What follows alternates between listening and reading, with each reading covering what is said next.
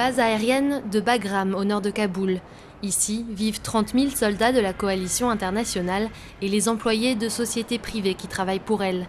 Ces 10 dernières années, les Américains n'ont cessé d'agrandir cette ancienne base soviétique qui s'étend aujourd'hui sur plusieurs milliers d'hectares. Centre de transit et de liaison essentielle pour les troupes étrangères qui combattent les talibans, elle est de loin la plus grande base militaire américaine en Afghanistan. Mais alors que les gouvernements de la coalition s'apprêtent à retirer leurs troupes de combat du pays en 2014, la question est de savoir ce que vont devenir les bases militaires comme Bagram, dans lesquelles plusieurs millions de dollars ont été investis. Tout ce que nous construisons, nous le faisons en sachant qu'il faut que ce soit durable pour l'Afghanistan.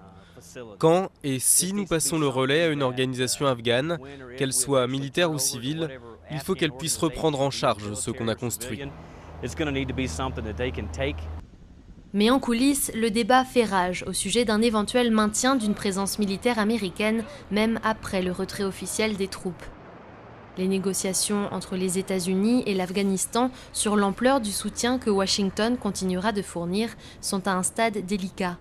Selon les autorités afghanes, les États-Unis hésiteraient à confier au gouvernement de Kaboul les fonds nécessaires pour financer les forces de sécurité afghanes. Certains membres du gouvernement, protégés et financés en grande partie par les États-Unis, estiment que le maintien d'une présence américaine en Afghanistan, au-delà de 2014, est vital.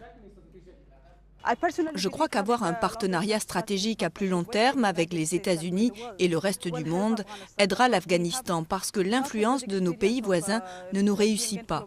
Le peuple afghan en a marre de ces influences, alors nous voulons travailler de façon plus rapprochée avec le monde.